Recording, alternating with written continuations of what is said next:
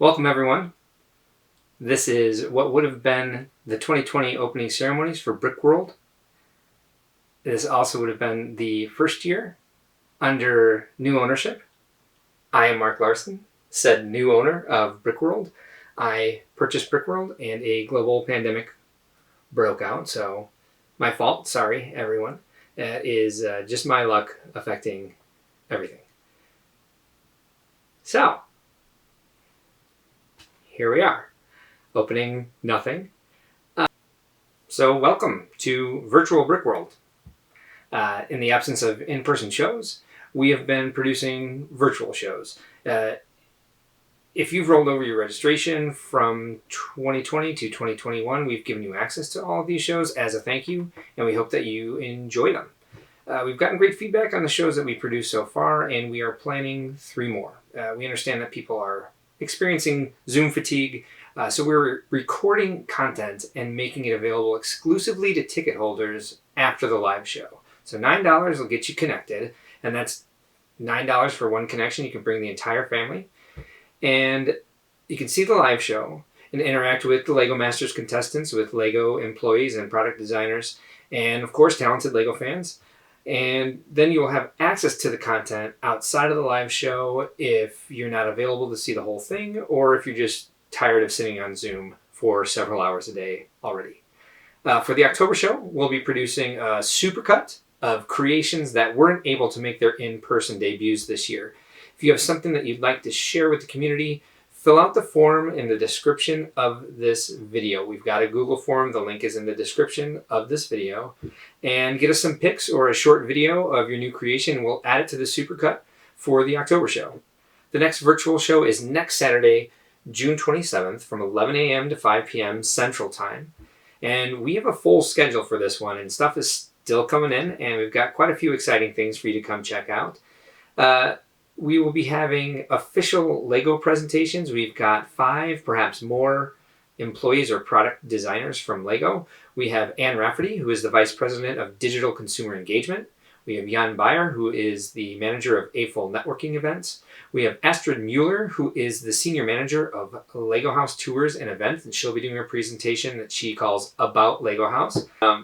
Milan Reindl, who is a LEGO Technic designer, will be doing a presentation that he calls From AFOL to LEGO Technic Designer, and we should be having also a tutorial on how to use Studio from the Bricklink team. So definitely stop by and check those out.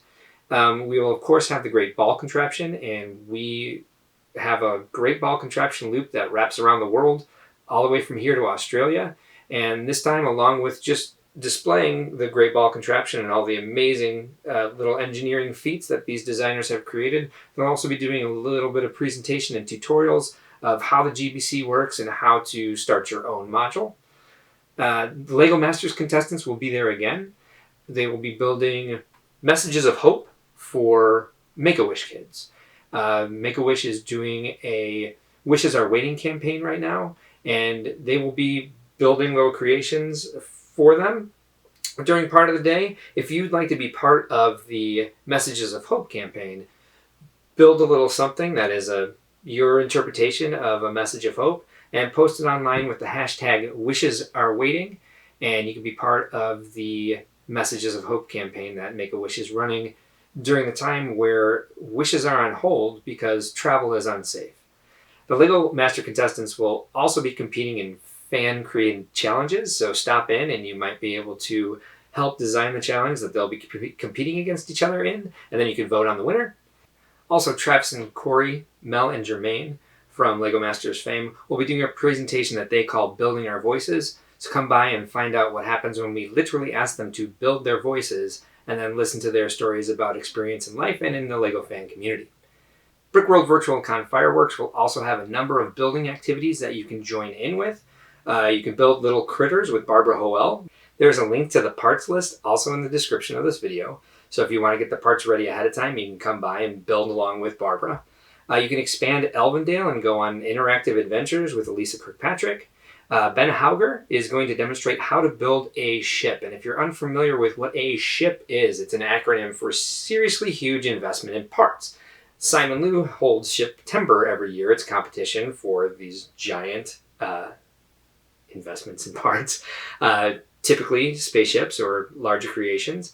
And Ben, however, to help you get ready for September, is going to demonstrate how to tackle a project of that size. Joshua Nilsson is demonstrating how to build the Castle Village. If you are a LEGO Space fan, we've got quite a few offerings at this next show. You can see Dave Coletta's Alphabet Fighters. These are starfighters that he has built with his son, each one shaped like a different letter of the alphabet, plus punctuation. Bart Laro will be showing us his Battlestar Galactica creations, which are very cool. And Jordan Morgan has a massive spaceship and some other mocks that he'll be showing off. And if you're a train fan, we also have a ton of stuff for you to stop by and see. If you're a fan of Brick Model Railroader, you can stop by and check out a new product that they'll be revealing at the show.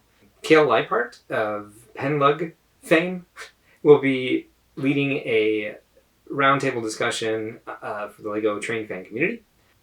We have a massive train layout with Monty's Trains, and he will be demonstrating his Bascule Bridge, which is an amazing feat of LEGO engineering. Maddie Jones will be doing a presentation about homeschooling with LEGO bricks. So if you've got your kids at home, she's got some fun activities to keep them engaged and keep them learning using LEGO bricks and trick them into learning while they're playing. And she's going to specifically be talking about summer activities and things that you can do outside and keep your kids learning with fun activities during the summer. We'll also have some vendors there. We'll have Brick Crafts will be there. We'll have a behind-the-scenes tour with Abby Dabbles. E-Blocks will also be there, and if you're unfamiliar with E-Blocks, they have a number of STEM learning sets that teach kids how to build circuits that can add lights, motion, and sound to their LEGO sets. They'll be doing some product demonstrations of how to learn STEM with their sets, and they'll also be doing some fun LEGO trivia games and giving their product away as prizes. At the end of the day, we have a presentation from 3 talented builders who will be demonstrating their interpretation of LEGO fireworks. If you'd like to build fireworks for your LEGO display, we have a link to some instructions in the description of this video for you. Or you can build your own. What do LEGO fireworks look like to you? If you need parts for your LEGO fireworks, go to bricklink.com. Also, happy anniversary to Bricklink. Tomorrow is the 20-year anniversary of the site that changed the LEGO fan community. Be sure to say thanks to Aliska, Larry, and Dan. I'm sure he will hear you. And I'd like to take this opportunity to personally thank the Bricklink team for all the support they've given to Brickworld over the years, and of course the way that they changed the face of the LEGO community, giving us resources to find bulk LEGO bricks without having to break our bank buying multiple sets from the store. So, some common questions that we've been getting regarding the status of various aspects of the 2020 Brickworld show. People have asked what is going on with the GBC Workshop Set. We will be making that available as soon as we're able to collate all the pieces and put them together. There's a lot stopping us from being able to do that at the moment.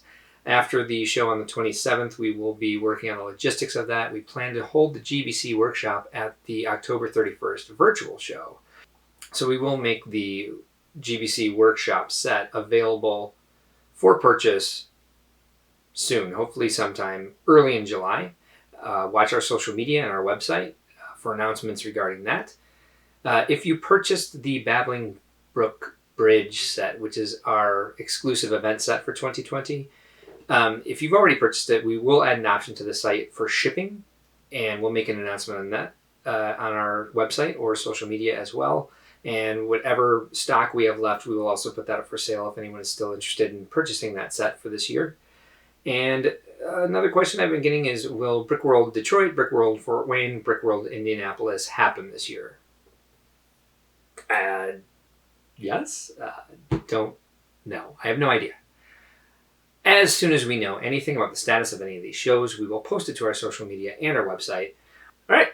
So, opening ceremonies. It gives me great pleasure to introduce our keynote speaker, me. Hi. I'm Mark Larson. I had to check my notes to see who I am. I am, for those who don't know me already, I am a former model designer from Legoland Studios. I worked there from 2009 to 2013. I'm current owner of Brickworld, and boy am I happy I bought it this year. I have a degree in visual communication from the school at the Art Institute of Chicago. And for those of you who have not put 2 and 2 together, I'm also Hinckley on Eurobricks. Don't message Hinckley on Eurobricks and ask him to draw you something. That's Kevin Hinkle. I am not him. He is not me. So the topic for this year's keynote is inspiration and planning.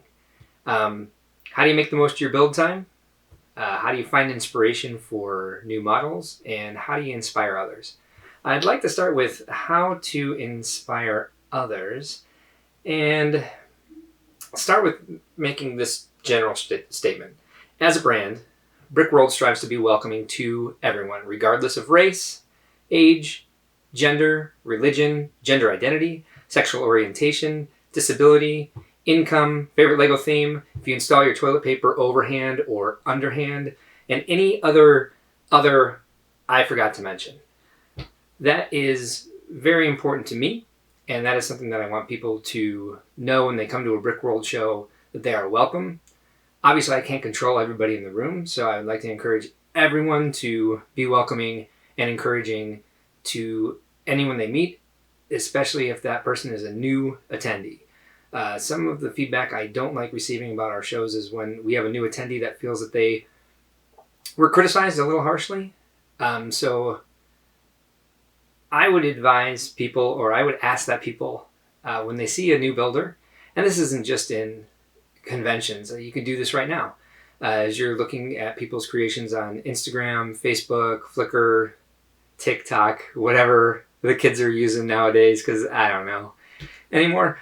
If you see a creation that's new and someone's putting it out there for feedback or to celebrate it or because they're excited about it, and if you see 1,000 things in it that you would like to fix, or things that you could share with that person that you think would make it better, or things that you don't like, find one thing you do like. Find one thing that you can be encouraging for that person. And that can make a huge difference in how they look at their next project or how they feel about the current project.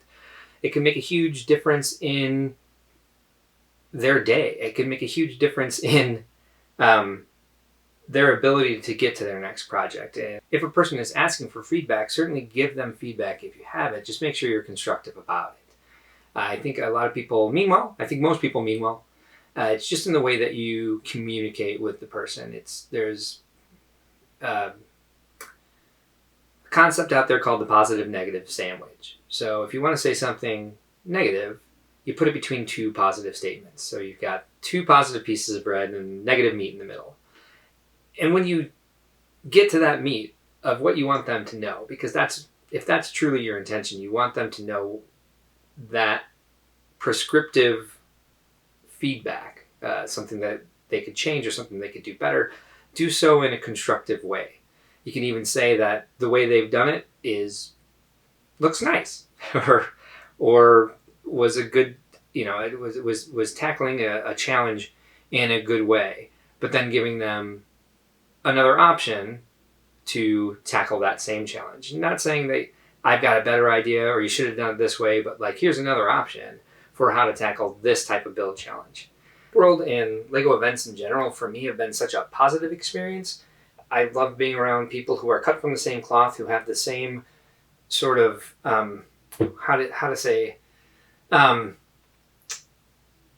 affliction that they, we're all cut from the same cloth of looking at things and thinking, how could I build this out of Lego? Your mind wanders and you go, that looks like this piece, or just overflowing with ideas to create new things and have fun with it.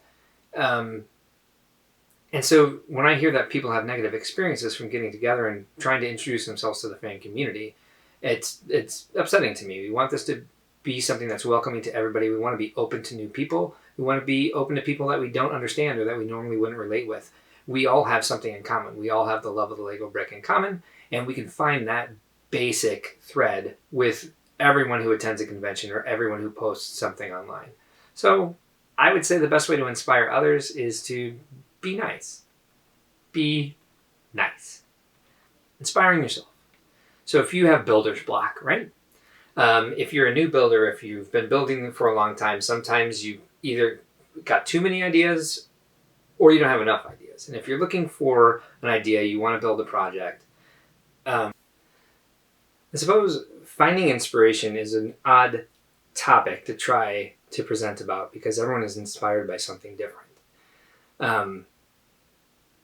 Some people need castle inspiration, some people need space inspiration, some people need town inspiration, some people need pirate inspiration. Those are the only types of inspiration that exist.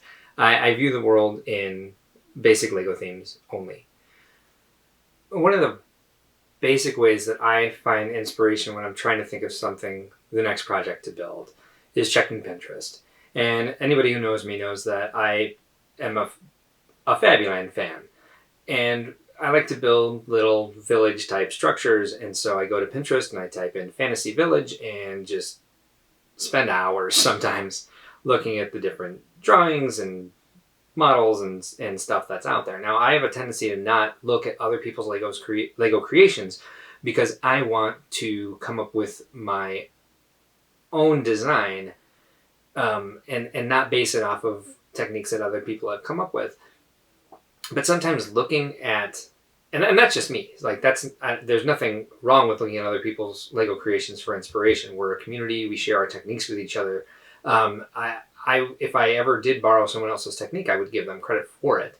But I prefer to try to come up with my own techniques. There's nothing wrong with looking at other people's creations, because if someone has a technique that is solving a problem for you, it's like if you want to build something very round or very angular or very like has a certain organic shape, some sort of, like, let's say for example a starfighter, and you're trying to figure out how to do a certain hull, and you find something on Flickr that someone's done a similar hull to what you're imagining, you see their technique, you don't necessarily have to copy it, you don't want to copy it, or your idea might not be the exact idea that they had, but they might have used a technique that unlocks your mind to use a certain type of part in a certain type of way that can solve the problem of this seems like a big Lego conundrum to tackle, right?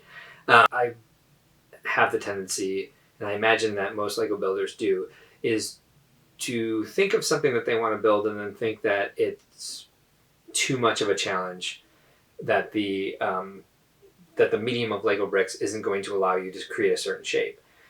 And I would say that you have the talent to do it, you have the mind to do it, and challenging yourself is a good way to find inspiration.